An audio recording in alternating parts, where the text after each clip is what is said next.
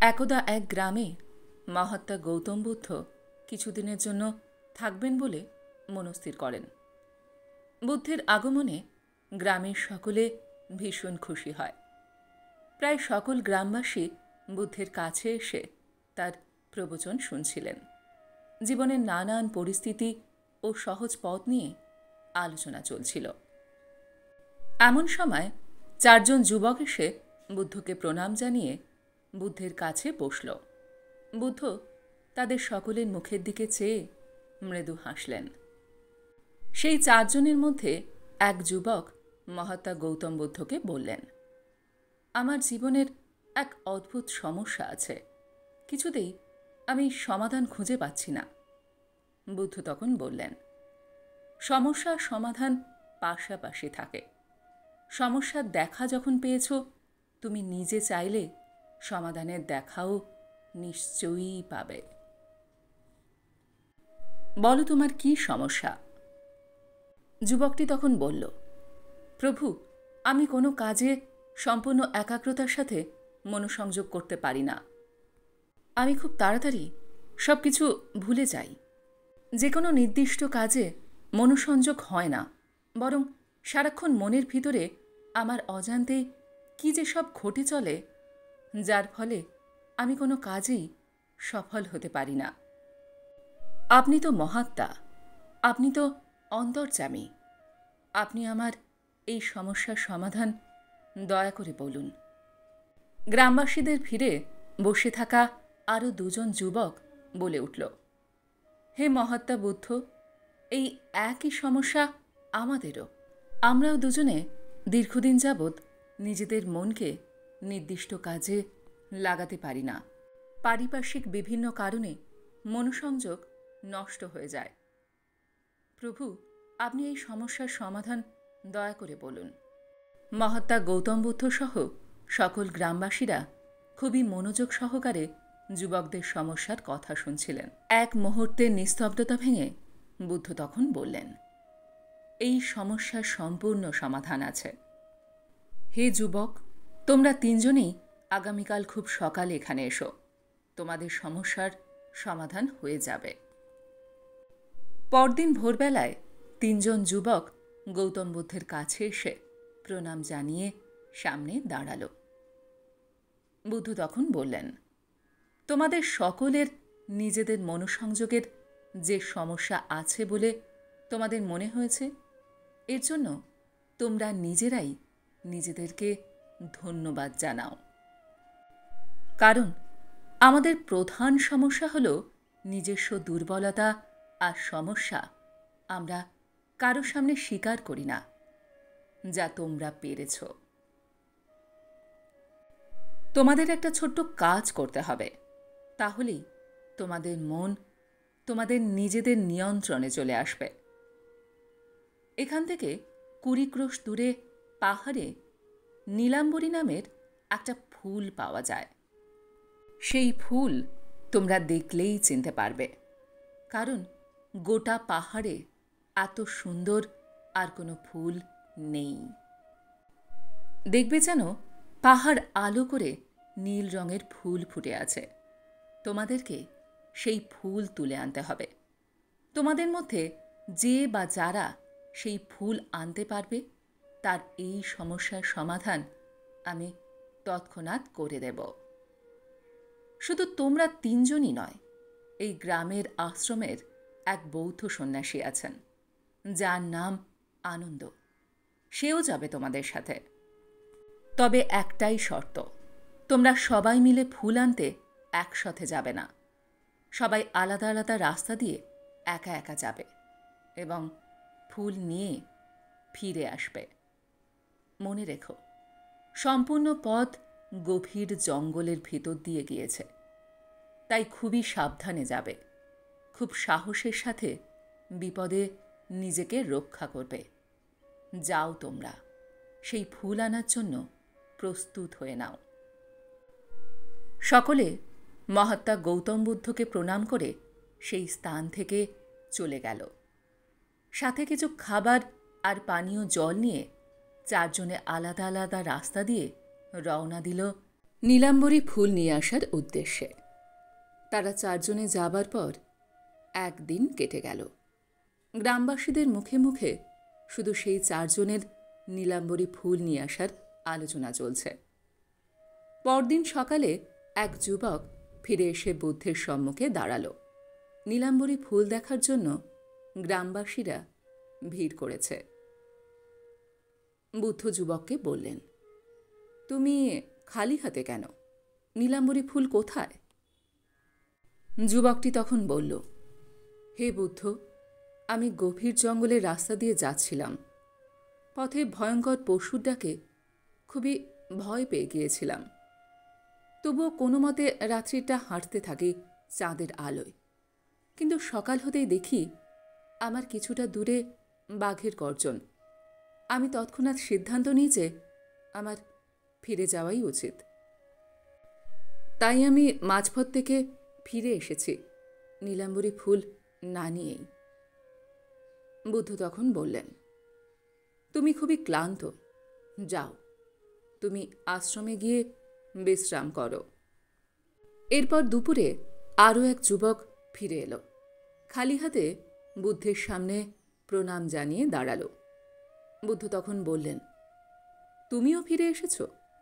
কই, নীলাম্বরী ফুল কোথায়? যুবকটি তখন বলল, হে বুদ্ধ, রাস্তাটা খুবই ভয়ঙ্কর, হিংস্র পশুর গর্জন আর প্রচণ্ড ঠান্ডা। তবুও তা উপেক্ষা করেই আমি চলছিলাম। পরের দিন সকালে শরীর ক্লান্ত হয়ে পড়ে। সুন্দর একটা গাছের নিচে আমি বিশ্রাম নিচ্ছিলাম। প্রচণ্ড শীতে সকালের প্রথম রোদ যখন গায়ে এসে পড়ল, খুবই আরাম লাগছিল। গাছের নিচে ক্লান্ত শরীরে ঘুম চলে আসে।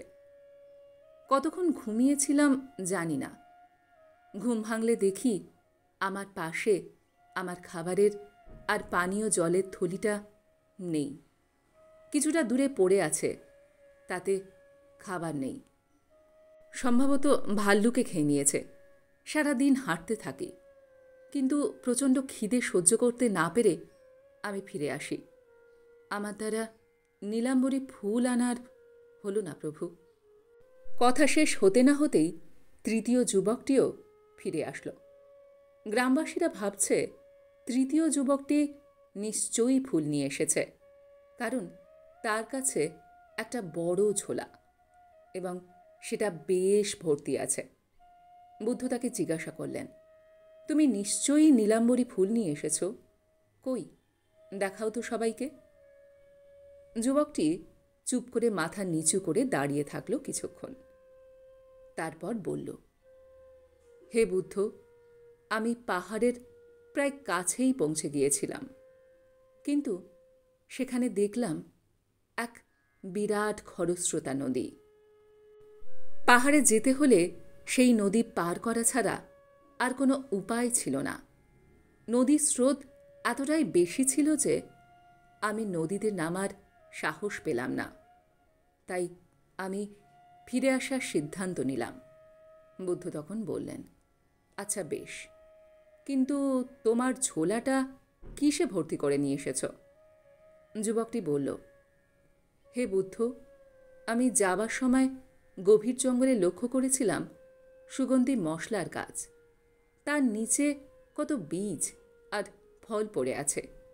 এই সুগন্ধি মশলার বীজ আর ফল খুবই দামি, তাই ফিরে আসার সময় আমি সেগুলো ঝোলা ভর্তি করে নিয়ে আসলাম। বুদ্ধ তখন মৃদু একটু হাসলেন এবং বললেন, তোমরা দুজনে আশ্রমে গিয়ে বিশ্রাম করো। তোমরা ততক্ষণ অপেক্ষা করবে যতক্ষণ না সন্ন্যাসী আনন্দ ফিরে আসে। সেদিন সকলে অপেক্ষা করল, কিন্তু সন্ন্যাসী আনন্দ ফিরল না। রাত পার হয়ে গেল। সকালবেলায় আশ্রমের জলাশয়ের কাছে বুদ্ধ ধ্যানে মগ্ন ছিলেন। সেই সময় সন্ন্যাসী আনন্দ ফিরে এসে বুদ্ধের সামনে উপস্থিত হন।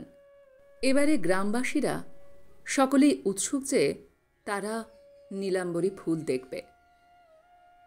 দীর্ঘক্ষণ পরে বুদ্ধ চোখ খুললেন, বললেন, আনন্দ, তুমি ফিরে এসেছ। তোমাকে দেখে আমি খুবই খুশি হয়েছি।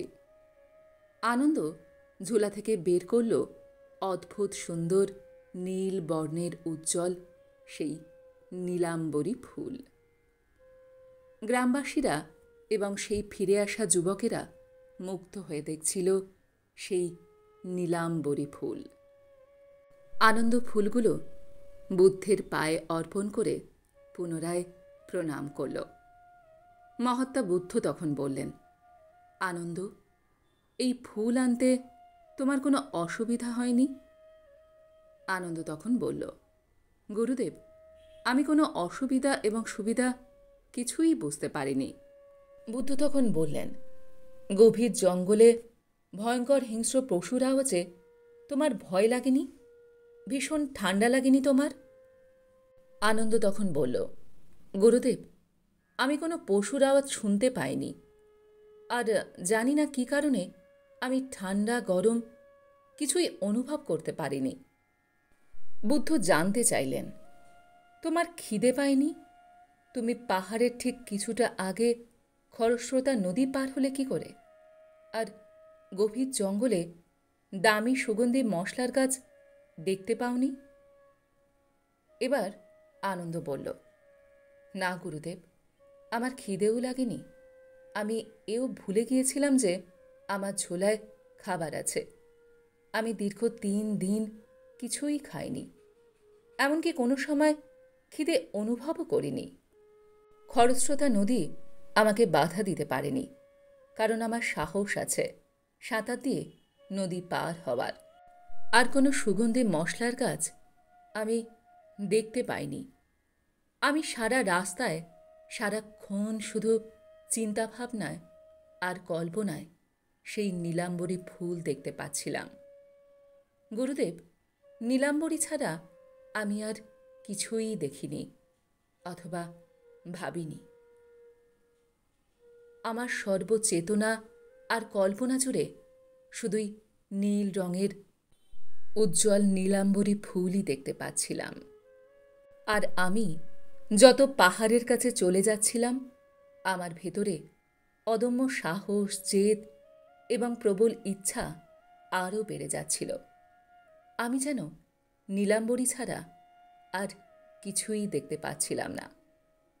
গুরুদেব, আপনার কৃপা ছাড়া এই ফুল আমি আনতে পারতাম না।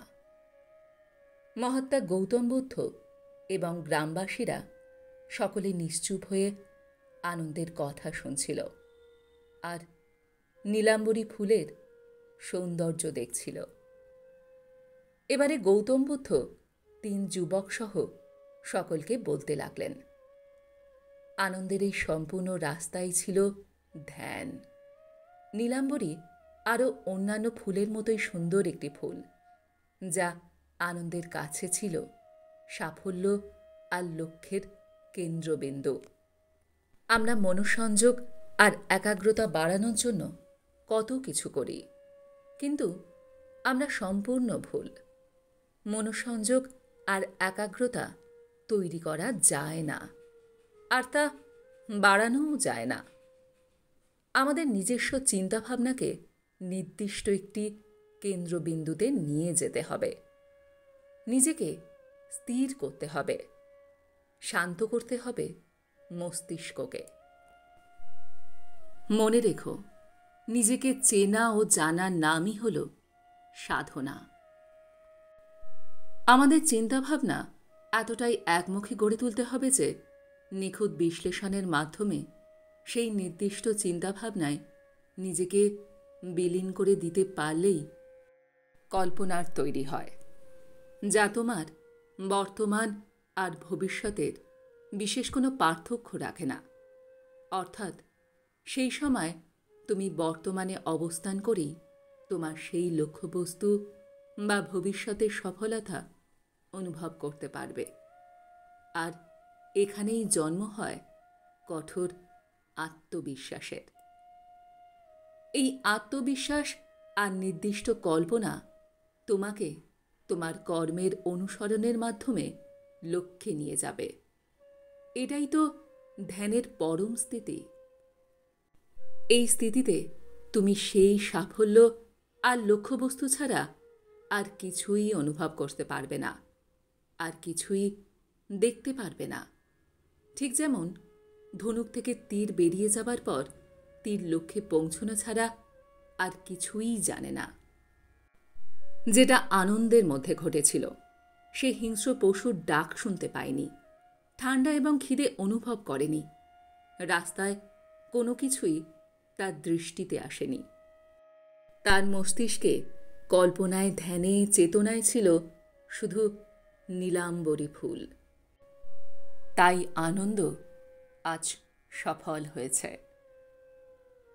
প্রথম যুবক অতি বিনয়ের সাথে প্রশ্ন করল, গুরুদেব, আমাদের চিন্তাভাবনাকে একমুখী করে কেন্দ্রবিন্দুতে কিভাবে নিয়ে যাব?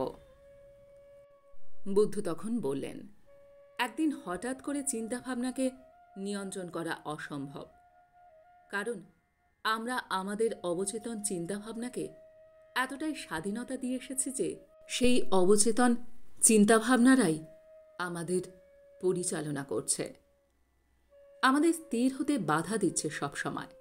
আমাদের কামনা, বাসনা আর অলীক কল্পনাকে সাথে নিয়ে সেই অবচেতন চিন্তারা মস্তিষ্ককে সর্বদা চঞ্চল করে রাখছে। সর্বপ্রথমে আমাদের নিজেদের সরলীকরণ করতে হবে। যেমন অহেতুক দুশ্চিন্তা আর অলীক কল্পনা একদম বন্ধ করতে হবে। তারপর নিজেকে চিনতে ধ্যানমগ্ন হতে হবে। ধ্যান মানে এই নয় যে নির্জন স্থানে চোখ বন্ধ করে বসে থাকো। আমরা যখন যে কাজ করব, শুধুমাত্র সেই কাজটিই করব। সেই সময় অন্য কোনো পরিস্থিতি অথবা অন্য কোনো কাজ নিয়ে বিন্দুমাত্র চিন্তা করব না। যেমন যদি আমরা মুগ্ধ হয়ে আকাশ দেখি, সেই মুহূর্তে জীবনের সর্বচেতনা আর অনুভূতি দিয়ে আকাশই দেখব। সেই সময় চিন্তাই করব না যে আজ বৃষ্টি হলে খুব ভালো হতো, আজ আশ্রমে সন্ধ্যাবেলায় কে কে আসবে, বাড়িতে এই সময় সন্তান কি করছে। একমুখী চিন্তাভাবনা আর অনুভূতি কিছুদিনের চেষ্টা আর অভ্যাসের ফলে গড়ে ওঠে, আর এটাই ধ্যানের প্রাথমিক অবস্থান। এইভাবে চলতে থাকলে তোমার ভেতরের চিন্তাভাবনার যে চঞ্চলতা, তা চিরতরে দূর হবে। তখন তুমিই তোমার চিন্তাভাবনাকে নিয়ন্ত্রণ করতে পারবে, কেন্দ্রবিন্দুতে নিয়ে যেতে পারবে নিজের ইচ্ছা মতন। এবার দ্বিতীয় যুবক বলল, গুরুদেব, আমাদের স্বপ্ন আর কল্পনা কি একই জিনিস নাকি ভিন্ন? বুদ্ধ তখন বললেন, সম্পূর্ণ ভিন্ন। স্বপ্ন অবচেতন মস্তিষ্কের চিন্তাভাবনার প্রতিচ্ছবি, আর কল্পনা আমাদের নিজেদের চিন্তাভাবনায় সৃষ্টি করা রূপ। সঠিক কল্পনা তোমাকে তোমার লক্ষ্যে নিয়ে যাবে, ঠিক যেমনটা আনন্দকে নীলাম্বরী ফুলের কাছে নিয়ে গিয়েছিল। 3 যুবক বুদ্ধকে প্রণাম জানিয়ে বলল, হে গুরুদেব, আমরা আমাদের সমস্যার সমাধান খুঁজে পেয়েছি। আজ থেকে নির্দিষ্ট চিন্তাভাবনাকে নিয়ন্ত্রণ করব, আর প্রতিটা মুহূর্তে একমুখী করে তুলব আমাদের চিন্তাভাবনাকে। আশীর্বাদ করুন যেন ধ্যানমগ্ন হতে পারি প্রতি নিঃশ্বাস প্রশ্বাসে, প্রতিটা কাজের প্রতিটা মুহূর্তে। বুদ্ধ বললেন, আমি তোমাদের চঞ্চলতা আর অস্থিরতা দেখেই অনুমান করেছিলাম তোমরা নীলাম্বরী না নিয়েই ফিরে আসবে। তাই আমি আনন্দকে পাঠিয়েছিলাম শুধুমাত্র তোমাদের শিক্ষার উদ্দেশ্যে। আমি নিশ্চিত জানতাম আনন্দ নীলাম্বরী ফুল নিয়ে অবশ্যই ফিরে আসবে, কারণ আনন্দের ধ্যানমগ্নতা আর জীবনের সত্যকে জানার যে প্রবল ইচ্ছা, তা সূর্যের রশ্মির মতো অনেক দূর থেকেও অনুভব করা যাচ্ছে।